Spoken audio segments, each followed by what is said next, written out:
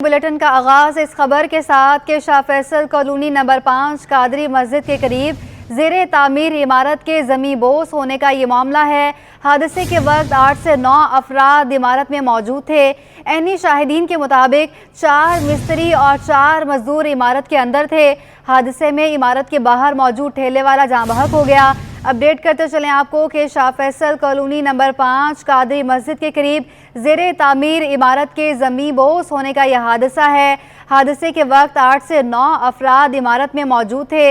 Anne Shahidin के मुताबिक 4 मिस्त्री और 4 मजदूर इमारत के अंदर थे। हादसे में इमारत के बाहर मौजूद ठेले वाला भी जाँ बहक हो गया। तफसीलात जानेंगे, शाहरुख शाह हमारे साथ मौजूद हैं जो इस वक्त जाए वकुआ से हमें अपडेट कर रहे हैं। शाहरुख, अपडेट कीजिएगा, क्या इस वक्त सूरत हाल है? जी बिल्कुल, देखें इस वक्त मैं आपको रिपोर्ट कर रहा हूँ शाह फैसल नंबर 5 से, जहाँ पे अब से कुछ देर कबल जो है वो एक अफसोसनाक वाक़या जो है वो पेश आया। जो 3 मंजिला इमारत थी वो मुकम्मल तौर पे जो है वो कोलैप्स कर गई है, जिसकी जो है वो नतीजे में 8 मजदूर जो कि इसके ज़ेर तामीर इमारत में काम कर रहे थे वो जो है वो इसमें दब गए, जिसके बाइस और एक रागीर जो कि ज़ेर तामीर इमारत के नीचे जो है वो अपना बड़े रोज़गार जो है वो बना रहा था, जो कि जिसकी वजह से जो है वो ये हादसा रूनुमा हुआ। जिसके बाद आप देख सकते हैं कि इस वक्त जो है वो रेस्क्यू का अमल जो है वो जारी है और रेस्क्यू ऑपरेशन इस वक्त जारी है। हैवी मशीनरी इस वक्त काम कर रही है। अभी चंद जो है वो मिनट पहले जो है वो ये रेस्क्यू की जो गाड़ी है वो आई है और इस वक्त रेस्क्यू का ऑपरेशन जारी है, क्योंकि मजीद जो है वो 2 अफराद के दबे होने की इत्तला जो है वो मौसूल हो रही है, जिसके बाद मजीद उसके ऊपर जो है वो रेस्क्यू का ऑपरेशन जो है वो इस वक्त जारी है। आप देख सकते हैं कि बड़ी जो है वो हैवी मशीनरी इस वक्त तलब की गई है। एक जो है वो 1 घंटा गुजरने के बाद अब जो है वो तकरीबन ये हैवी मशीनरी आई है और अपने मदद आपके तहत जो है वो ये रेस्क्यू का ऑपरेशन इस वक्त जो है वो जारी था और इस वक्त अब जो हैवी मशीनरी है वो मुकम्मल तौर पे जो है वो जो मलबा है उसको हटा रही है। तमाम रेस्क्यू इदारे, रेस्क्यू 1122, चीपा, ईदी जो है वो अपनी मदद आपके तहत रेस्क्यू ऑपरेशन कर रही थी, मगर हैवी मशीनरी ना होने की वजह से ये ताख़ीर जो है वो हुई। तकरीबन 2 घंटे 1.5 घंटे से ज़ायद जो है वो ये जो हैवी मशीनरी है वो लेट पहुंची, जिसके बाइस जो है वो अब जाके जो है वो ये काम शुरू किया गया है। इस वक्त जो अपनी मदद आपके तहत रेस्क्यू ऑपरेशन ने जो है वो काम किया है उसमें तकरीबन जो है वो 8 अफराद जो कि मलबे तले दबे होने की इत्तला थी, उसमें से 1 से 2 घंटे लेट पहुंची है। शाहरुख शाह, आप हमारे साथ ही मौजूद रहिएगा। 3 अफराद जिन्हें अस्पताल मुंतकिल हैं, 2 अफराद जख्मी और 1 जाँ बहक हालत में अस्पताल लाया गया। अस्पताल से हमें अपडेट करेंगे जुनैद जावेद हमारे साथ मौजूद हैं। जुनैद, बताइएगा कि जख्मी अफराद की हालत कैसी है? जी बिल्कुल, शाह फैसल कॉलोनी से 3 अफराद को जो है यहाँ पर जिन्ना अस्पताल लाया गया है। एमरजेंसी के अंदर 2 अफराद इस वक्त ज़ख्मी हालत में मौजूद हैं, जबकि एक शख्स को जो है वो मौके पर ही हलाक हो गया था, उसको इस वक्त जो है वो मोर्चरी ले जाया गया है। उस जो शख्स इस वक्त ज़ख्मी हालत में मौजूद है उसमें एक का नाम जो है वो आसिफ बताया जा रहा है, जबकि उसकी हाथों की और दोनों पैरों की हड्डियाँ जो है वो बहुत ज़्यादा मुतासिर हुई हैं।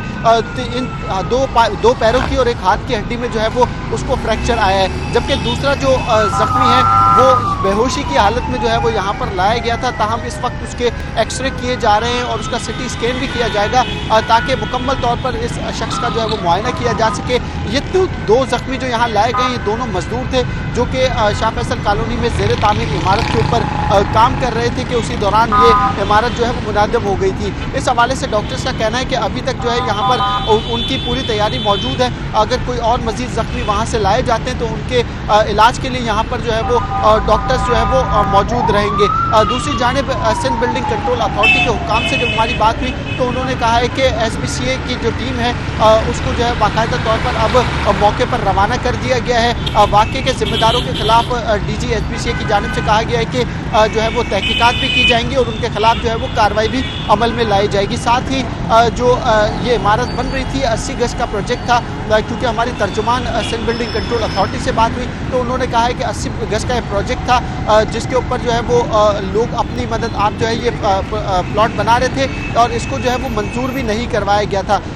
जो थर्ड फ्लोर है वो भी जो है वो गैर कानूनी था और फोर्थ फ्लोर जो ढल रहा था वो भी गैर कानूनी तौर पर जो है वो डाला जा रहा था। ताहम SPC हुक्काम का ये कहना है कि मुकम्मल तौर पर जो है अब इस वाक़े की जांच पड़ताल की जाएगी। जो इलाके के बिल्डिंग इंस्पेक्टर हैं, असिस्टेंट डायरेक्टर हैं और दीगर जो डायरेक्टर और डिप्टी डायरेक्टर्स हैं उनको भी मदऊ किया गया है ताकि वो अपनी रिपोर्ट जो है वो जमा करवाएं। जी ठीक है जुनैद जावेद, आप हमारे साथ ही मौजूद रहिए। शाहरुख शाह, ये बताएगा कि आप जिस तरह से बता रहे थे कि मशीनरी मलबा उठाने के लिए 1 से 2 घंटे लेट पहुंची है, क्यों लेट पहुंची है, क्या कहा जा रहा है, क्या टाइमली इन्फॉर्म नहीं किया गया था? क्योंकि 1-2 मिनट लाजमी बहुत ज़्यादा कीमती होते हैं किसी भी जान को बचाने के लिए। क्यों लेट पहुंची मशीनरी? जी बिल्कुल, देखें इनिशियल तौर पे जो है वो तमाम मुतालिका इदारे उनको जो है वो इन्फॉर्म कर दिया था, जिसके बाद जब तमाम रेस्क्यू इदारे तो जो है वो पहुंच गए, पुलिस के इदारे जो है वो पुलिस की नफरी पहुंच गई, रेंजर्स की नफरी पहुंच गई जिन्होंने इलाके को कॉर्डन ऑफ कर दिया। मगर जो हैवी मशीनरी है जिसका सबसे ज़्यादा अमल दखल है, क्योंकि इस वक्त जो है वो मलबा, क्योंकि 3 मंजिला जो है वो इमारत का ये मलबा था जिसमें ज़्यादा जो है वो हैवी मशीनरी का इस्तेमाल से ही जो है वो ये मजदूरों को निकाला जा सकता था। मगर हैवी मशीनरी जो है वो 1.5 घंटे से ज़ायद के वक्फे के बाद जो है वो यहाँ पे जो है वो पहुँची है और अब रेस्क्यू का अमल जो है वो तेज़ी से शुरू किया गया है, क्योंकि मज़ीद जो है वो मलबे के अंदर जो है वो अफराद के दबे होने की इत्तला जो है वो मौसूल हो रही है। इस वक्त जो है वो रेस्क्यू का अमल तेज़ी से जारी है। हैवी मशीनरी जो है वो मलबे के अंदर दबे हुए अफराद को जो है वो तलाश कर रही है और रेस्क्यू जो रज़ाकार है वो भी इस वक्त जो है वो काम कर रहे हैं। जबकि इब्तिदाई तौर पे जो है वो मालूम ये हुआ है कि एक शख्स की जो है वो हलाकत की इत्तला जो है वो मौसूल हुई है, जबकि 4 को जो है वो रेस्क्यू किया गया जो कि मजदूर काम कर रहे थे और उनमें से 2 जो है वो मजदूर जिनकी हालत जो है वो शदीद जो है वो ख़राब है, जो कि इस वक्त जो है वो निकाला गया है मलबे से और टोटल 7 अफराद हैं उनको रेस्क्यू कर लिया गया है। 2 अफराद बताया जा रहा है कि अभी भी मलबे तले जो है वो दबे होने की इत्तला है, जबकि इस वक्त रेस्क्यू का अमल जो है वो तेज़ी से जारी है। हैवी मशीनरी अब से कुछ देर कबल जो है वो आई है और इस वक्त जो है वो रेस्क्यू ऑपरेशन किया जा रहा है। रेस्क्यू ऑपरेशन इस वक्त जारी है। शाहरुख शाह हमारे साथ ही मौजूद रहिएगा, जुनैद जावेद भी हमारे साथ मौजूद हैं। हादसे में इमारत के बाहर मौजूद एक ठेले वाला जाँ बहक हो गया। ऐनी शाहिदीन के मुताबिक हादसे के वक्त 8 से 9 अफराद इमारत में मौजूद थे। तफसीलात लेंगे, शाहजेब हुसैन भी हमारे साथ मौजूद हैं। शाहजेब, अपडेट करें।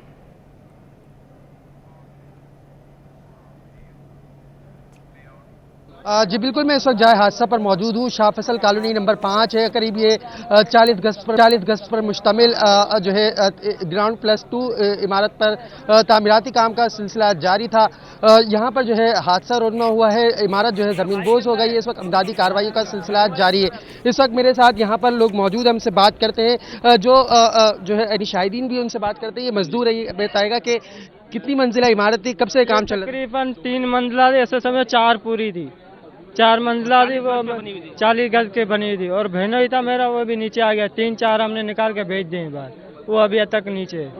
ये बताओ कि तुम लोग कितने लोग काम कर रहे थे यहाँ पर? वो मेरे को पता नहीं, हम चुरंगी पे थे, पीछे गिरी, हम पहुंचे इधर।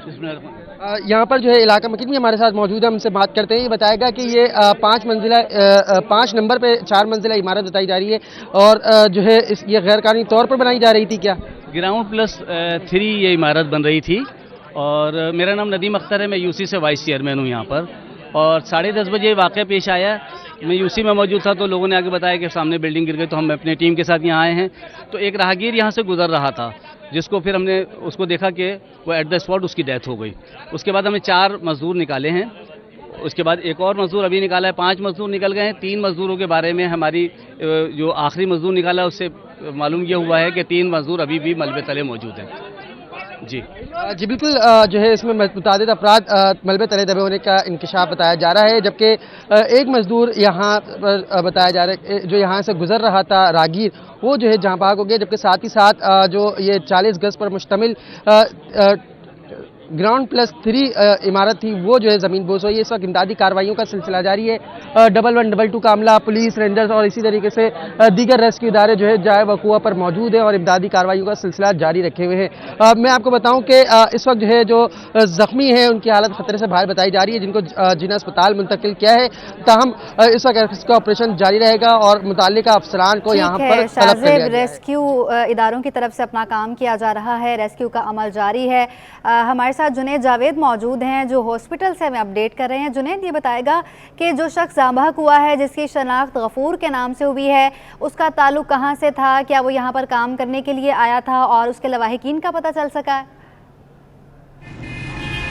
देखिए जी, गफूर को जो है इस वक्त, क्योंकि मैंने बताया आपको, मोर्चरी में रखा हुआ है। इनके लवाहिकीन की जानिब से अभी तक यहाँ पर कोई भी नहीं पहुँचा है।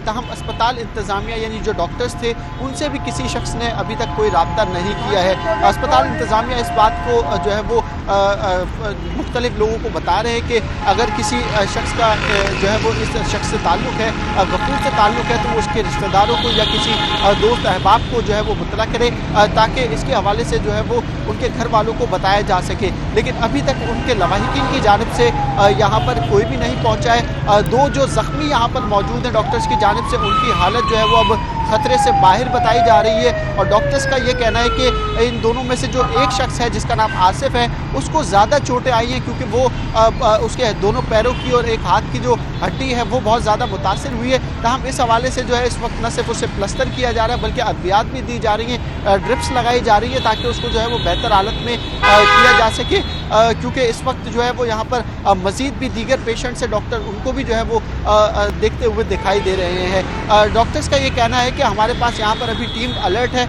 अगर कोई दूसरे ज़ख्मी यहाँ पर जाए हादसा से लाए जाते हैं तो उसके लिए वो तैयार हैं। ताहम अभी तक जो है सिर्फ और सिर्फ 2 ज़ख्मी, जिनमें एक का नाम आसिफ है और एक शख्स जो कि बेहोशी की हालत में लाया गया था, उसके जेब से जो है किसी किस्म का कोई शनाख्ती कार्ड या कोई ऐसा दस्तावेज़ भी बरामद नहीं हुआ है जिससे उसकी शनाख्त हो सके। ताहम जैसे ही उस शख्स को होश आएगा तो उससे फिर बातचीत की जाएगी। ताहम इस वक्त जो है उसके न सिर्फ एक्सरे करवाए गए हैं बल्कि उसके जो दीगर टेस्ट हैं वो भी करवाए जा रहे हैं। जी ठीक है, शाहरुख शाह ये बताएगा कि रेस्क्यू ऑपरेशन इस वक्त जारी है, क्या कहा जा रहा है, कब तक मुकम्मल कर लिया जाएगा? जी बिल्कुल, देखिए अभी तो स्टार्ट किया है रेस्क्यू ऑपरेशन। जो हैवी मशीनरी है वो अभी पहुंची है और इस वक्त रेस्क्यू का अमल जो है वो जारी है। 1.5 घंटे ताख़ीर के बाद जो है वो ये रेस्क्यू ऑपरेशन जो है वो स्टार्ट किया है हैवी मशीनरी से। अपनी मदद आपके तहत तो ये ऑपरेशन जो है वो जारी था, मगर हैवी मशीनरी के साथ जो है वो ये अभी ऑपरेशन स्टार्ट किया है, जो कि मेरे कब में देख सकते हैं कि चल रहा होगा।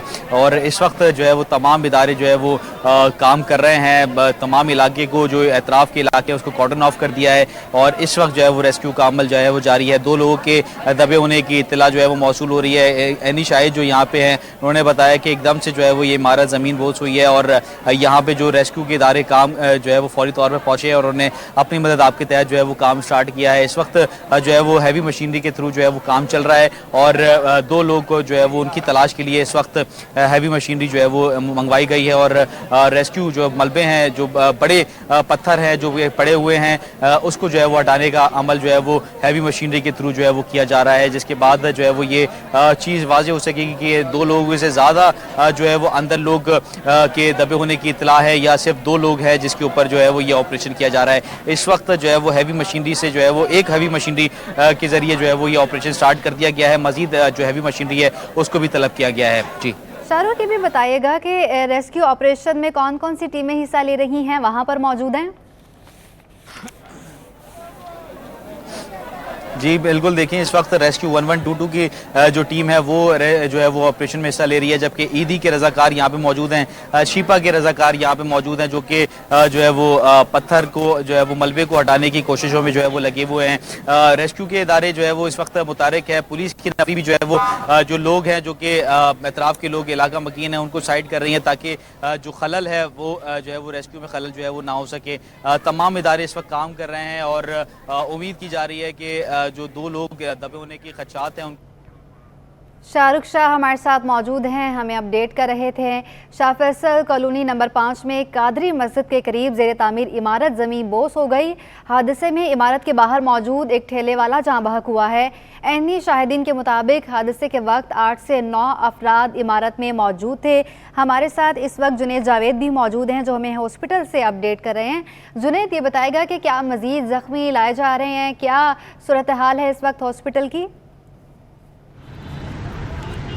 जी बिल्कुल, इस वक्त इतलात ये है कि जो बिल्कुल मामूली नौइयत के ज़ख्मी थे उनको तो है वो शाह फैसल कॉलोनी में ही करीबी सरकारी अस्पताल है वहाँ भी ले जाया गया है, जबकि दीगर जो जिनको ज़्यादा चोटें आई हैं, जिनकी हालत बहुत ज़्यादा जो है वो क्रिटिकल देखने को मिल रही थी मौके पर, उनको जो है वो यहाँ पर जिना अस्पताल लाया गया है। इस वक्त इतलात ये है कि अभी तक जो है वो 2 ही ज़ख्मी यहाँ पर पहुँच सके हैं, जबकि एक शख्स को जो है वो जाँ बहक हालत में यहाँ पर लाया गया है। अभी यहाँ पर जो डॉक्टर्स हैं वो यही कह रहे हैं कि उनकी तैयारी मुकम्मल है, ताहम 2 अफराद जो है वो यहाँ पर इस वक्त ज़ख्मी हालत में लाए गए हैं। जो शख्स बेहोशी की हालत में लाया गया था उस शख्स को भी जो है वो अब होश आ चुका है, और डॉक्टर्स का ये कहना है कि अभी हम इनसे पूछ रहे हैं, इनके हवाले से मालूमात ले रहे हैं कि ये जो है इनको जिस्म के किस हिस्से में जो है वो मज़ीद तकलीफ़ हो रही है और कौन सा हिस्सा जो है इनका ज़्यादा मुतासर नज़र आ रहा है। जी शाहरुख शाह, ये बताइएगा कि कहा जा रहा था कि शाहरुख शाह हमारे साथ मौजूद होंगे, जुनैद जावेद इस वक्त हमें अपडेट कर रहे हैं। आपको बताते चलें कि शाह फैसल कॉलोनी नंबर 5 में कादरी मस्जिद के करीब ज़ेरे तामीर इमारत ज़मीन बोस हो गई। हादसे में इमारत के बाहर मौजूद एक ठेले वाला जाँ बहक हुआ है। ऐनी शाहिदीन के मुताबिक हादसे के वक्त 8 से 9 अफराद इमारत में मौजूद थे। जुनैद जावेद, ये बताइएगा कि 2 अफराद अभी ज़ख्मी हुए हैं, एक बताया जा रहा है कि जाँ बहक हुआ है, 8 से 9 अफराद इमारत में मौजूद थे, तो बाकी के लोगों को रेस्क्यू किया जा रहा है। कितनी देर में रेस्क्यू कर लिया जाएगा? देखिए जी, इस रेस्क्यू में जो है वो मज़ीद अफरादी क़ुव्वत और मशीनरी बढ़ाने की ज़रूरत है। जैसे ही यहाँ पर अफरादी क़ुव्वत और मशीनरी बढ़ा दी जाएगी तो इसके बाद जो है लाजिम सी बात है कि ऑपरेशन जो है वो मज़ीद तेज़ हो जाएगा और जल्द अज जल्द इस ऑपरेशन को मुकम्मल कर लिया जाएगा। सवाल ये नहीं है कि ऑपरेशन मुकम्मल कब होगा, बात यह है कि सिंध बिल्डिंग कंट्रोल अथॉरिटी क्या कर रही है। जब ये इमारत बन रही थी तो इसको चेक क्यों नहीं किया गया? इसके जिस तरीके से इंजीनियर्स से हमारी कुछ ज़राए हैं उनसे बात हुई तो उन्होंने बताया कि बगैर पिलर की इमारत बन रही थी, सिर्फ बीम बनाए गए थे और उसके ऊपर टाइलें लगाकर जो है वो इस इमारत को जो है वो तामीर किया जा रहा था। जब बगैर पिलर के इमारत कोई बनेगी तो लाजिम सी बात है उस इमारत ने गिरना ही गिरना है। 80 गज की इमारत के ऊपर जो है वो 4 मंजिला इस शहर के अंदर बनाई जा रही है। न सिर्फ ये इमारतें बल्कि और भी दूसरे शाहकार इस शहर के अंदर सिंध बिल्डिंग कंट्रोल अथॉरिटी के जो अफसरान हैं उनकी मिली भगत के साथ जो है वो तैयार किए जा रहे हैं, लेकिन कोई पूछगछ इनसे नहीं की जाती। हमने मुताद्दिद वाक़यात ऐसे देखे हैं, जब भी कोई हादसा होता है तो सिंध बिल्डिंग कंट्रोल अथॉरिटी जागती है, डीजी एसपीसीए जागते हैं, इंक्वायरी कमेटियां बनती हैं, लेकिन इसके बाद होता कुछ नहीं है। सिर्फ और सिर्फ अफसरान को सस्पेंड कर कर बिठा दिया जाता है। ये जो सिस्टम चल रहा है सिंध बिल्डिंग कंट्रोल अथॉरिटी में, इस सिस्टम को जो है वो मुकम्मल तौर पर तोड़ने की ज़रूरत है। जब तक ये सिस्टम ख़त्म नहीं होगा इस तरीके की गैर कानूनी तामीरात जो है कराची शहर के अंदर चलती रहेंगी और इसी तरीके से लोगों की जानें जाती रहेंगी। अगर देखा जाए तो एक तरीके से इस इमारत के मुनहदम होने का जिम्मेदार सिंध बिल्डिंग कंट्रोल अथॉरिटी भी है, जो कि अपनी आंखें बंद कर लेता है। अब ये देखिए 80 गज का प्लॉट है, इस 80 गज के प्लॉट के ऊपर अगर रिहायशी प्लॉट है तो इसके ऊपर ग्राउंड+2 की बहुत मुश्किल से जो है वो इजाज़त दी जा सकती है, लेकिन 3rd फ्लोर डल रहा है, 4th फ्लोर डल रहा है, कोई रोकने वाला नहीं है, कोई पूछने वाला नहीं है। 120 गज की शहर के अंदर आप जब ज़मीनें देखेंगे और वहाँ पर जो इमारतें बन रही होंगी तो 4-4, 5-5 मंजिला इमारतें अब बनना शुरू हो चुकी है। सिंध बिल्डिंग कंट्रोल अथॉरिटी के अफसरान को जो है वो इससे कोई सरोकार नहीं है, सिर्फ और सिर्फ उनका मामला, उनका सेटअप, उनका सिस्टम चलना चाहिए। तो ज़रूरत इस बात की है पहले सिंध बिल्डिंग कंट्रोल अथॉरिटी के सिस्टम को जो है वो मुकम्मल तौर पर ख़त्म किया जाए ताकि इस तरीके के हादसा जो है वो रोनुमा ना हो। माजी में हमने देखा लियारी में 2 इमारतें गिरी, एक 5 मंजिला इमारत थी, एक 3 मंजिला इमारत थी, एक 3 मंजिला जो इमारत थी वो ज़ेर तामीर इमारत थी, वो भी इसी तरीके से गिरी थी, उसके भी पिलर्स खड़े कह रहे हैं। जुनैद जावेद, आपके ये एक सवालिया निशान है, एसबीसीए क्या कर रही है और ये इतनी मंजिला इमारत बन जाती है, कुछ पता नहीं चलता कि रातों रात बनती हैं और किसी को कुछ खबर नहीं होती। शाह फैसल कॉलोनी नंबर 5 में कादरी मस्जिद के करीब ज़ेर तामीर इमारत ज़मीन बोस हुई है। हादसे में इमारत के बाहर मौजूद एक ठेले वाला जाँ बहक हुआ, जबकि 2 ज़ख्मी बताए जा रहे हैं। ऐनी शाहिदीन के मुताबिक बताया जा रहा है कि हादसे के वक्त 8 से 9 अफराद इमारत के अंदर मौजूद थे। तफसीलात से आगाह कर रहे थे जुनैद जावेद, शाहरुख शाह और शाहजेब हुसैन भी हमारे साथ मौजूद थे। बहुत शुक्रिया आपका। आपको बताएं कि all Pakistan textile mills association ने बिजली, गैस और पैदावारी लागत को बड़ा मसला करार दे दिया। चेयरमैन एप्टमा आसिफ एनाम ने कहा कि फी यूनिट बिजली पर 16 रुपये इजाफी क्रॉस सब्सिडी हम दे रहे हैं। बिजली बहुत महंगी है, बरामदात बढ़ानी है तो छोटे पैमाने की सनतों को पॉलिसी देना होगी। टेक्सटाइल की बरामदात बढ़ाने के लिए जापान और दीगर ममालिक से ट्रेड माहिदे करना होंगे। अशरफ खान मजीद अपडेट करेंगे। अशरफ बताइएगा। मुल्क की जो टेक्सटाइल शोबा है वो अभी भी मुश्किलात में। जनवरी से लेकर सितंबर तक देखा जाए तकरीबन $2.5 अरब की जो टेक्सटाइल की एक्सपोर्ट है उसमें शॉर्टफॉल हुआ है। इसकी वजूहत क्या है? एप्टेमा के चेयरमैन आसिफ एनाम हमारे साथ मौजूद हैं, उनसे जानते हैं क्या देख रहे हैं सर, क्या आगे कुछ हालात बेहतर होंगे? जी बिस्मिल्लाहिर्रहमानिर्रहीम। हमारा टारगेट जो है वो इस साल हमें दिया गया है $25 अरब का, मगर उसके अंदर 3-4 चीज़ें ऐसी हैं कि जो एड्रेस होनी बहुत ज़रूरी हैं। नंबर 1 एनर्जी अवेलेबिलिटी एंड जैसे आपने देखा कि गैस 2 दिन नहीं मिल रही, तो 2 दिन को आप देख लें इट्स अबाउट 25-30%। तो आपकी 30% का मतलब अगर 50% ऑफ इंडस्ट्री इधर है एक्सपोर्ट तो साउथ में, तो 15% तो डायरेक्ट यही आपकी शॉर्टफॉल आ गई। इसी तरीके से इसकी रिफॉर्म्स आने वाली हैं एंड वी होप कि this matter will be resolve. कुछ बेहतरी की तरफ तो है, हमने 25% तो ब्लेंड ले लिया है। इसको जो भी करना है एक दफ़ा करके ताकि फुल अवेलेबिलिटी 24/7 हो, ताकि सब चलें एंड इट्स नॉट मेक और ब्रेक के कोई बंद है कोई चल रहा है। इसी तरीके से बिजली के रेट बेइंतहा ज़्यादा हैं और 16 रुपये आपने देखा है कि क्रॉस सब्सिडीज़ हैं, तो इसके लिए भी हमारा ये है कि we can't export cross subsidies पूरी चेन और वो तमाम, तो उसके लिए भी we are working with the government and we hope के this matter will be resolve. अब देख रहे हैं हम रोज़ इश्तिहार भी दे रहे हैं इसीलिए भी, और फिर मुलाकात भी कर रहे हैं। दोनों तीनों चीज़ें जो है वो काम जारी है। दूसरे इस मुल्क के साथ जो बहुत बुरा हुआ है वो ये कि टैक्सेशन स्ट्रक्चर इस तरह डिज़ाइन था कि उसने SME सेक्टर को तबाह कर दिया। तो SME सेक्टर जो है वो किसी मुल्क का बैकबोन होता है और SME सेक्टर आपको डाइवर्सिफाइड एक्सपोर्ट देता है। अच्छा आसिफ साहब, अगर हम देखें क्या सूरत हाल है कि आलमी कसाद बाजारी की वजह से एक तो ऑर्डर नहीं मिले थे, लेकिन अब देख रहे हैं कि अमेरिका और यूरोप की तरफ से ऑर्डर आना शुरू हो गए, तो अब क्या देख रहे हैं कि अगर ये बिजली की कीमत कम हो जाती है तो हमें क्या एक्सपोर्ट हमारी बढ़ेगी? देखिए मैंने जो आपसे अर्ज़ किया कि ये अब हम सिर्फ चंद मार्केट डोमिनेटेड रह गई ना हमारी एक्सपोर्ट, ये बिल्कुल गलत है। जापान में हमारे पे ड्यूटीज़ हैं, वो हमें इमीडिएटली नेगोशिएट करनी चाहिए, वो भी दुनिया की बहुत बड़ी मार्केट है। इंडिया ने जापान, कोरिया सबसे एसेस ली हुई है। फिर हम पूरा FTA भी चाइना का यूटिलाइज़ नहीं कर सके क्योंकि हमारे पास पिछले साल तो रॉ मटेरियल ही ख़त्म हो गया था। अब इस साल अल्हम्दुलिल्लाह हमारी कॉटन की क्रॉप बेहतर है, तो रॉ मटेरियल के इश्यूज़ जो है वो इंशाल्लाह हमें उम्मीद है खुदा की ज़ात से कि कम आएंगे, बट इस साल ये एनर्जी इश्यूज़ और ये तमाम है। बट हमें लॉन्ग टर्म जो फ्रेमवर्क डिज़ाइन करना है वो SME को जो है वो सामने रख के करना है। देखिए SME is the one who will give you diversity.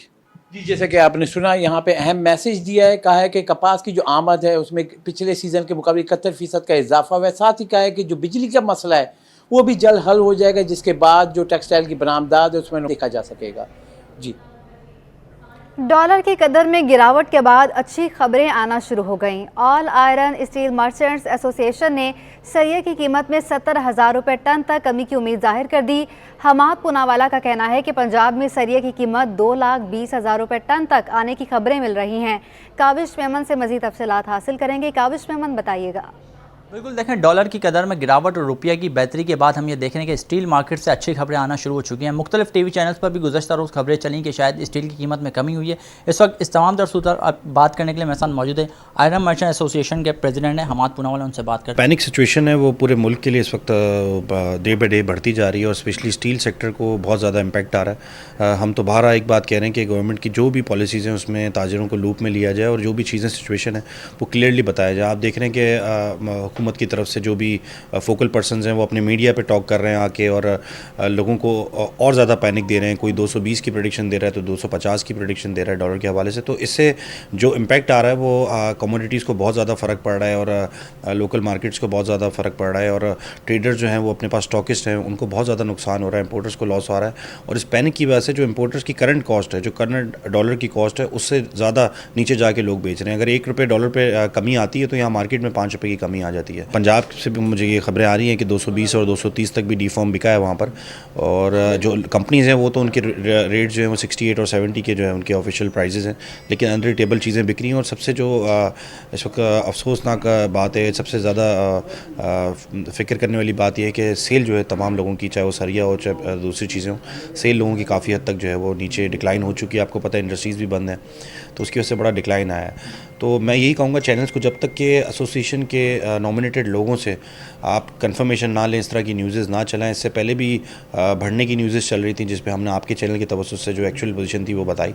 तो अब जिस सिचुएशन ये है कि इस वक्त कार्टेल बनाया जा रहा है, लोगों को हम लूप में ले रहे हैं और कोशिश ये कर रहे हैं कि मार्केट को स्टेबल किया जाए। बिल्कुल देखें, मुख्तलिफ चैनल्स पर स्टील मार्केट से मुतालिक खबरें चल रही थी, लेकिन आज एक बार फिर हमाद पूनावाला ने तमाम तर खबरों की तरदीद कर दी और मुतालबा किया जा रहा है कि जब तक डॉलर जो है वो फ्लक्चुएशन बरकरार रहती है तो मार्केट में अनसर्टेनिटी कैफियत रहेगी। और उस वक्त ज़ाहिर है कि दरामदी जो लागत है वो कम हुई है, तो मार्केट में अंदर टेबल जो मैन्युफैक्चरर्स हैं वो कम कीमत में माल फ़रोख्त कर रहे हैं, लेकिन एसोसिएशन लेवल पर अभी भी जो तमाम तर सूरत हाल है इस वक्त तशवीश का इज़हार किया जा रहा है।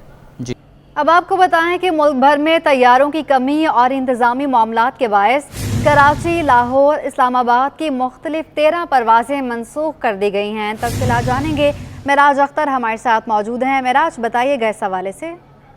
बिल्कुल, देखें आज मुल्क भर में जो है कराची, लाहौर और इस्लामाबाद की मजमूई तौर पर 13 परवाज़ें जो हैं जो कि मुख्तलिफ एयरलाइंस की थी वो मनसूख की गई हैं, और उनमें जो है एयर सयान की परवाज़ें भी शामिल हैं, PIA की परवाज़ें भी शामिल हैं, और इसके साथ साथ तो दूसरी जो एयरलाइंस है उनकी भी परवाज़ें शामिल है। मजमूई तौर पर 13 हैं, और इसके बारे में जब मालूमात की गई तो पता ही चला कि कुछ इंतज़ामी मामलात और कुछ तैयारों की कमी का सामना है, जिसकी वजह से ये 13 परवाज़ें जो है वो मनसूख की गई। और इन 13 परवाज़ों के मनसूख होने से जो कॉस्ट उठानी पड़ी वो उन मुसाफिर को उठानी पड़ी जिन्होंने यहाँ सफ़र करना था।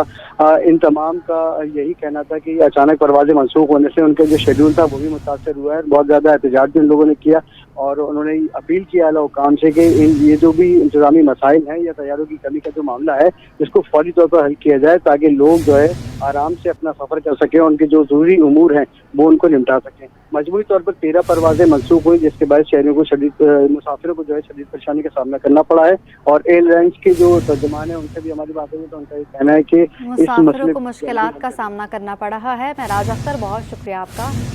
कारोबारी दुनिया से आपको बताएं, स्टॉक एक्सचेंज में कारोबारी हफ्ते के तीसरे रोज भी तेजी का रुझान देखा गया।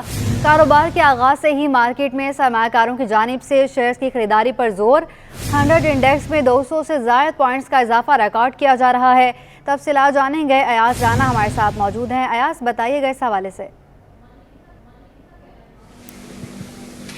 जी बिल्कुल, जैसे आज सुबह से ही हमने देखा कि सरमायाकार जो है वो स्टॉक एक्सचेंज में शेयर्स की ख़रीदारी में दिलचस्पी ले रहे हैं, जिसको अगर हम बात करें तो ये पिछले 2 हफ्ते जो है जो मार्केट के अंदर देखा गया था, इससे कबल एक अच्छी रैलीज़ बनती हुई नज़र आई हैं। मार्केट इस वक्त एक अपनी जो है एक रैलीज़ बनाती हुई हमको दिख रही है। उसकी वजूहात जानने के लिए इस वक्त मेरे साथ जो है शहरयार भट्ट मौजूद है, उन्हीं से जानते हैं। शहरयार, क्या वजूहात? अयाज राना हमारे साथ मौजूद हैं। स्टॉक एक्सचेंज में कारोबारी हफ्ते के तीसरे रोज़ भी तेज़ी का रुझान देखा गया। कारोबार के आगाज़ से ही मार्केट में सरमायाकारों की जानिब से शेयर्स की खरीदारी पर जोर। 100 इंडेक्स में 200 से ज़ायद पॉइंट्स का इजाफा रिकॉर्ड किया जा रहा है। अपडेट करते चलें आपको कि स्टॉक एक्सचेंज में कारोबारी हफ्ते का तीसरा रोज़ है और तेज़ी का रुझान देखा जा रहा है। अयाज राना हमारे साथ मौजूद हैं। अयाज, बताइएगा कि किन कंपनीज़ के शेयर्स में तेज़ी देखी जा रही है? साथ भी देखने में आया। मंडे हमने थोड़ा सा डिक्लाइन देखा था, लेकिन उसके बाद रिकवरीज में ट्रेड कर रही है। और पिछले 7 दिनों से अगर मैं आपको बताऊं तो मार्केट तकरीबन 1800 से ज़ायद पॉइंट का इजाफा देख चुकी है। उसकी बुनियादी वजह यह है कि इस वक्त मोरक्को जा रहा है, जिसमें पाकिस्तान की क्या। अयाज राना हमें अपडेट कर रहे हैं मार्केट की क्या सूरत हाल है, इस हवाले से बहुत शुक्रिया आपका। अब आपको बताएं कि फीमन रुई की कीमतों में 500 रुपये कमी। कॉटन जनरल्स फोरम के मुताबिक पंजाब में 17,000 जबकि सिंध में 16,500 रुपये तक गिर गईं। Chairman cotton generals forum Ehsanul हक का कहना है डॉलर की कदर में मुसलसल कमी और तवानाई की कीमतों में इजाफे के बायस रुई की कीमतों में मंदी का रुझान सामने आया है। फीमन रुई की कीमतों में 500 रुपये कमी हो गई है। कॉटन जनरल्स फोरम के मुताबिक पंजाब में 17,000 जबकि सिंध में 16,500 रुपए तक गिर गई हैं। Chairman cotton generals forum Ehsanul हक का कहना है डॉलर की कदर में मुसलसल कमी और तवानाई की कीमतों में इजाफे के बायस रुई की कीमतों में मंदी का रुझान सामने आया है। अपडेट करते चले आपको, फीमन रुई की कीमतों में 500 रुपए की कमी हो गई है। तफसीलात जानेंगे, अशरफ खान हमारे साथ मौजूद हैं। अशरफ, बताइएगा। जी, देखा जाए मुल्क भर में जो रुई की कीमतों में एक बार से कमी का सिलसिला देखा जा रहा है। फीमन रुई की जो कीमत है 500 रुपए कमी हो गई है, जिसके पंजाब में 17,000 रुपए और सिंध में जो है 16,500 रुपए पे आ गई। और यहाँ कॉटन जिना एसोसिएशन के जो चेयरमैन है एहसानुल हक का कहना है कि 100 रुपए की कदर के जो बेहतरी हो रही है उसके भी असरात देखे जा रहे हैं और आज भी मार्केट में जो उसकी कीमतें घट रही हैं जिसकी वजह से उसके असरात पाकिस्तान में देखे जा रहे हैं। साथ ही जो पैदावार जो है कपास की बहुत अच्छी आई है, यानी कि पिछले सीजन के मुकाबले 71% बेहतर हुई है। सप्लाई बेहतर होने की वजह से भी जो कीमतों में कमी देखी जा रही है और ये यहाँ पे जो टेक्सटाइल सेक्टर है वो भी यहाँ पे जो है कपास की खरीदारी उसकी बढ़ती हुई नजर आ रही है। साथ ही पैदावार बढ़ी है जो कि मुल्की मईशत के लिए अच्छा है और साथ ही जो कीमतें कम हुई है तो उसके लिए भी इकदाम किए जा रहे हैं कि यानी कि जो काश्तकार को उससे ज्यादा नुकसान ना हो उसको भी देखा जा रहा है। ठीक है अशरफ खान, बहुत शुक्रिया आपका। अब आपको बताएं कि अस्पतालों के अखराजात की ऑडिट रिपोर्ट इरसाल की जाए। निगरान सिंध हुकूमत ने सरकारी अस्पतालों की ऑडिट रिपोर्ट तलब कर ली। तफसीलात जानेंगे इस हवाले से आज़ाद नोड़ियों से। आज़ाद, बताइएगा कब तक रिपोर्ट तलब की गई है? जी बिल्कुल, निगरान सिंध सरकार ने महकमा सेहत के अस्पतालों और इदारों की जानब से किए गए अखराजात का ऑडिट न कराने पर सख्त बरहमी का इजहार कर दिया और महकमा सेहत ने कराची समेत सूबे भर के मुख्तलिफ अस्पतालों और इदारों से ऑडिट का रिकॉर्ड तलब कर लिया है। इस हवाले से महकमा सेहत सिंध के सेक्शन अफसर बजट डॉक्टर असद खतरी के दस्तखत से एक बाज़ाब्ता तौर पर खत अरसाल कर दिया है। खत में जो है जो अस्पतालों के सरबराहान और महकमा सेहत के दीगर सरकारी व नीम सरकारी इदारों के सरबराहान को अरसाल किया गया है। खत में हिदायत की गई है कि मुतल्लिका बेशतर अस्पतालें और इदारे ताहाल माली अखराजात का ऑडिट न करा सकें और फौरी तौर पर ऑडिट करवा कर 16 अक्टूबर तक ऑडिट रिकॉर्ड महकमा सेहत के बजट सेक्शन को अरसाल किया जाए। इसमें लिखा गया है कि 24 अक्टूबर को महकमा सेहत की अकाउंट कमेटी का इजलास होगा जिसमें माली अखराजात के ऑडिट रिपोर्ट का जायजा लिया जाएगा। इस हवाले से फौरी तौर पर ऑडिट का रिकॉर्ड 16 अक्टूबर तक फराहम किया जाए ताकि कमेटी में इस मामले को ज़ेर गौर लाया जाए। जी ठीक है, बहुत शुक्रिया आज़ाद नोड़ियो आपका। कराची के स्पेशल कोर्ट्स को वापस नैब कोर्ट्स में तब्दील कर दिया गया। वजारत कानून और इंसाफ ने नोटिफिकेशन जारी कर दिया। नोटिफिकेशन के मुताबिक कराची की बैंकिंग कोर्ट नंबर 6 वापस नैब कोर्ट 6 में तब्दील कर दी गई है, जबकि बैंकिंग कोर्ट नंबर 7 वापस नैब कोर्ट में तब्दील कर दी गई है। Special narcotics 3 NAB court number 9 में तब्दील कर दी गई और gas utility court Karachi division NAB court 10 में तब्दील कर दी गई है। यहाँ आपको बताएं, कमिश्नर कराची की जानिब से दूध की कीमत 180 रुपये मुकर्रर करने के नोटिफिकेशन को डेयरी फार्मर्स ने चैलेंज कर दिया। अदालत ने सिंध हुकूमत और कमिश्नर कराची समेत दीगर फरीकैन को 2 नवंबर के लिए नोटिस जारी कर दिए और रिकॉर्ड समय तलब कर लिया। तफसीलात जानेंगे सैयद नुमान गुल से। कमिश्नर कराची के दूध के 180 रुपये लीटर के नोटिफिकेशन को डेयरी फार्मर्स एसोसिएशन ने सिंध हाई कोर्ट में चैलेंज कर दिया है। कायम मुकाम चीफ जस्टिस की ज़ेर सदारत 2 रुकनी बेंच की जानिब से सिंध हुकूमत और कमिश्नर कराची को नोटिस जारी कर दिए गए हैं। दरख्वास्त गुजार ने ये मौक़िफ़ इख्तियार किया है कि कमिश्नर कराची ने बग़ैर मुशावरत के 180 का नोटिफिकेशन जारी कर दिया है जो कि गैर कानूनी है, जिसे कालेदम करार दिया जाए। डेयरी फार्मर्स के वकील ने कहा कि हमें बाड़े से जो दूध है वो 196 रुपये लीटर मिल रहा है, तो उसे किस तरह जो है वो 200 रुपये का फ़रोग़ करें। इन्होंने कहा कि हमने जो है वो तमाम डेयरी फार्मर्स ने कमिश्नर कराची को 1 लीटर दूध की कीमत 229 रुपये कही थी, जबकि कमिश्नर कराची ने बग़ैर किसी मुशावरत के जो दूध की कीमत है वो 180 रुपये मुकर्रर की और उसके बाद जो है वो उसका नोटिफिकेशन भी जारी कर दिया है। इसी नोटिफिकेशन के ऊपर जो है वो जो डेयरी फार्मर्स एसोसिएशन है उनके जानिब से सिंध हाई कोर्ट से रुजू किया गया है।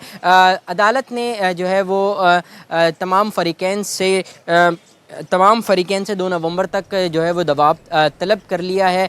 मज़ीद समाअत 2 नवंबर को होगी। जी अपडेट करते चले आपको कि शहर कायद में सब्जियों की कीमतों में रद्दोबदल ना हो सका।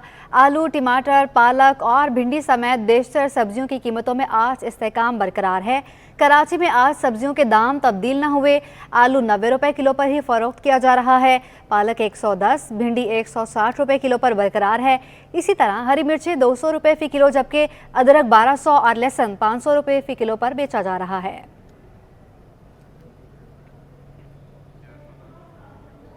गैस लोड शेडिंग ने शहरियों को अजियत में मुब्तला कर दिया। शहर के मुख्तलिफ इलाकों में गैस की बंदिश का सिलसिला जारी है। शहरी लकड़ियों पर खाना पकाने पर मजबूर हैं।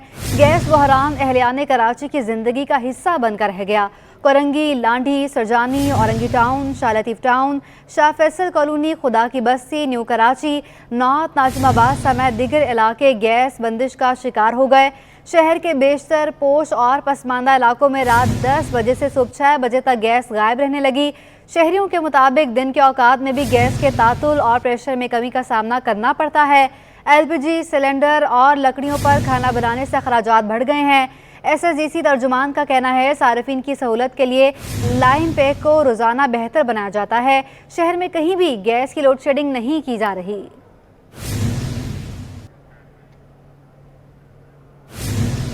कराची में एम्बुलेंस सर्विस 1122 की बहाली वकला की काविशों का नतीजा निकली।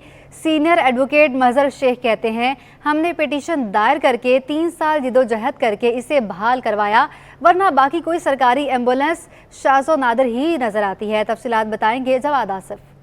बिल्कुल, हम देखते हैं कि कराची के शहरियों को 1122 एम्बुलेंस की सूरत में एक बेहतरीन एम्बुलेंस सर्विसेज फ़राहम की जाती हैं और यकीनन ये उनके लिए एक सुख का बाइस भी है। लेकिन इसके पीछे एक बहुत बड़ी स्ट्रगल है। इसके लिए पटिशन दायर की थी और पटिशन दायर करने वाले जो एडवोकेट थे इस वक्त हमारे साथ मौजूद हैं। एडवोकेट मजहर शेख साहब हैं और ये इस वक्त बतौर ख़जानची कराची बार एसोसिएशन के इलेक्शन भी लड़ रहे हैं। तो इनसे बात करते हैं। सर बताइएगा, क्या इसके पीछे एक जिद्दोजहद थी कि 1122 की जो सहूलत है उससे कराची के शहरियों का रास्ता किया जाए? अस्सलाम वालेकुम। ये हमारे पास जब ख्याल आया था कि बंदा था यहाँ पे, उसको एम्बुलेंस तो गवर्नमेंट मिल गई थी अमन के नाम से, जो चल रही हैं, दूसरी भी चल रही हैं, लेकिन वो वही कास्ट ले रही हैं। लेकिन अल्हम्दुलिल्लाह अभी पूरे सिंध में 320 से 40 तक एम्बुलेंस है, वो पूरे सिंध के लिए, और पूरी कराची के लिए 75 तक एम्बुलेंस चल रही हैं। अभी इस वक्त 75 एम्बुलेंस है पूरी कराची के लिए, और वो भी कॉल सेंटर है। उसमें ट्रैकिंग सिस्टम है कि जहाँ से कॉल आएगी, जो एम्बुलेंस नज़दीक खड़ी होगी ऑटोमेटिक उसको मैसेज चला जाता है, वो वहीं पर पहुँच जाती है एम्बुलेंस। तो देखा आपने, इनका यही कहना था कि इन्होंने CP फाइल की थी, ऑर्डर करवाया कोर्ट से कि पहले सिर्फ 7 जो है वो एम्बुलेंसेस थी, लेकिन अब इनकी काविशों के बाद जब ऑर्डर आया है तो अब कराची में 75 एम्बुलेंसेस हैं। और इनका ये भी कहना था कि ये मज़ीद ऑर्डर्स भी करवा रहे हैं ताकि जिससे आम अवामुन्नास को फ़ायदा हो सके, जिसमें सैनिटरी वर्कर्स भी शामिल हैं और जिसमें दीगर चीज़ें भी शामिल हैं। जी। निगरान वज़ीर आला सिंध जस्टिस रिटायर्ड मकबूल बाकी से नाइजीरिया के सफ़ीर ने अलविदाई मुलाकात की।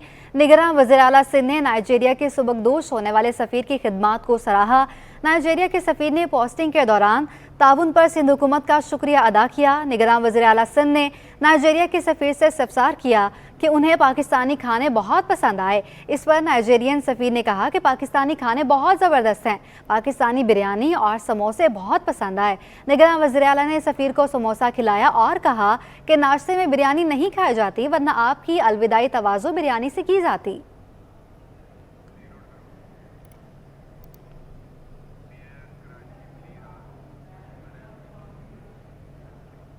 मेयर कराची मुर्तज़ा वहाब की RO ऑफिस ज़िला मलीर आमद। RO ज़िला मलीर सायरा खान ने मेयर कराची बैरिस्टर मुर्तज़ा वहाब के कागजात नामजदगी की जांच पड़ताल करने के बाद मंजूरी दे दी। मेयर कराची के 3 यूसुफ से ज़िमनी बलदियाती इंतखाबात में हिस्सा लेंगे। तफसीलात जानेंगे। शुएब मुख्तार हमारे साथ मौजूद हैं। शुएब, अपडेट करें।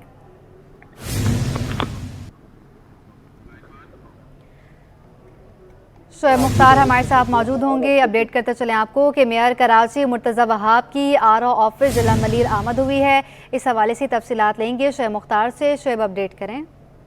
जी बिल्कुल, मेयर कराची बैरिस्टर मुर्तज़ा वहाब अब से कुछ देर कबल जो है ज़िला मलीर में RO ऑफिस पहुंचे थे।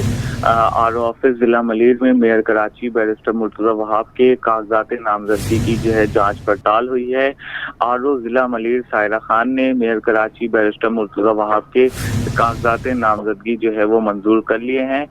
बैरिस्टर मुर्तज़ा वहाब 5 नवंबर को जो है कराची के 4 अजला में होने वाले ज़िमनी बल्दियाती इंतखाबात में 3 यूसी से जो है इलेक्शन में हिस्सा ले रहे हैं। मेयर कराची ने अपनी तीनों यूसीज में कागजात नामजदगी मंजूर होने से मुतालिक जो है ट्वीट भी किया है और उस पर जो है वो उनका कहना था कि 5 नवंबर को ज़मनी बल्दियाती इलेक्शन में एक बार मेयर फिर जो है वो कराची बैरिस्टर मुर्तज़ा वहाब ने ट्वीट किया है कि इंशाल्लाह 5 नवंबर को ज़मनी बल्दियाती इलेक्शन है और फतह होगी। तफसीलात साझा कर रहे थे शेख मुख्तार, बहुत शुक्रिया आपका। Beaconhouse school system PCHS campus में जूनियर ग्रेड के तलबा और तालिबात के दरमियान म्यूज़िक के मुकाबलों का ग्रैंड फिनाले जारी है। तफसीलात बताएंगे मोहम्मद हमाद। जी देखें, इस वक्त मैं मौजूद हूँ Beaconhouse school system PCHS campus में, जहाँ पर साउथ रीजन के जितने भी इनके कैंपस हैं उनके तमाम जो है तलबा व तालबात के दरमियान जो है म्यूज़िक के मुकाबलों का इनेकाद हुआ, जिसके बाद आज जो है एक ग्रैंड फिनाले रखा गया है जिसमें जो है तलबा व तालबात की एक बड़ी तादाद जो है मौजूद है। जबकि हमारे साथ रीजनल के डायरेक्टर मौजूद हैं अमार साहब, हम उनसे भी बात कर लेते हैं। अमार साहब, मुझे बताइएगा, काफ़ी ज़बरदस्त हमने देखा कि ये इवेंट हो रहा है, इसमें बच्चे तलबा व तालबात की बड़ी तादाद है जिसमें उन्होंने पार्ट लिया है म्यूज़िक में और अपना जो है वो टैलेंट शो किया। तो आप क्या समझते हैं स्कूल लेवल पर कितना ज़रूरी है बच्चों के अंदर इस तरह के मुकाबले कराना ताकि बच्चे जो है अपना टैलेंट दिखा सकें? इसके अंदर हमारे पूरे साउथ से जो हैं बच्चे आते हैं, पार्टिसिपेट करते हैं, म्यूज़िक का इवेंट होता है और फिर उसके बाद जो फाइनलिस्ट होते हैं वो दे गो टू लाहौर और वहाँ पे हमारे जो बाकी रीजन से बच्चे आते हैं तो उसके अंदर फिर ये एक फाइनल सिलेक्शन होती है। देखिए, एक बड़ा ये एक इट्स एन इम्पॉर्टेंट इवेंट, बच्चों का बड़ा कॉन्फिडेंस डेवलप होता है, उनकी जो दे स्टेज फ्राइट होती है वो ख़त्म होती है, they sing in front of the parents and the teachers और इसके अंदर बड़ी प्रेपरेशन होती है। So I think it's a great event और इस तरह की एक्स्ट्रा करिकुलर एक्टिविटीज़ जो है वो हम कराते रहते हैं अपार्ट फ्रॉम स्टडीज़। सो अब आप बाकी बच्चे हैं, आप इनसे पूछें कि इनका अपना एक्सपीरियंस कैसा रहा है। हमारे साथ कुछ बच्चे भी मौजूद हैं, हम इनसे बात कर लेते हैं। आप मुझे बताइएगा कैसा एक्सपीरियंस रहा आपका, आपने सिंगिंग की तो कितना एंजॉय किया इस प्रोग्राम को, और ग्रैंड फिनाले का ये प्रोग्राम है तो कौन कौन से आपने गाने गाए? मैंने फेवरेट गाया था और मुझे बहुत अच्छा लगा था और सारे बच्चे बहुत अच्छा गा रहे थे, लेकिन जब मेरी परफॉर्मेंस आने लगी मैं थोड़ा सा नर्वस हुई थी और थोड़ा सा एक्साइटेड भी थी, तो बस गा लिया मैंने। वैसे पता ही चल रहा था कि आप नर्वस? बिल्कुल। हाँ, ये हमारे साथ बच्चे मौजूद हैं जिनमें काफ़ी जो है जोश व जज्बा है और इनका ये कहना है कि इन्होंने यहाँ पे परफॉर्म किया और काफ़ी इस इवेंट को जो है वो एंजॉय भी कर रहे हैं। जी।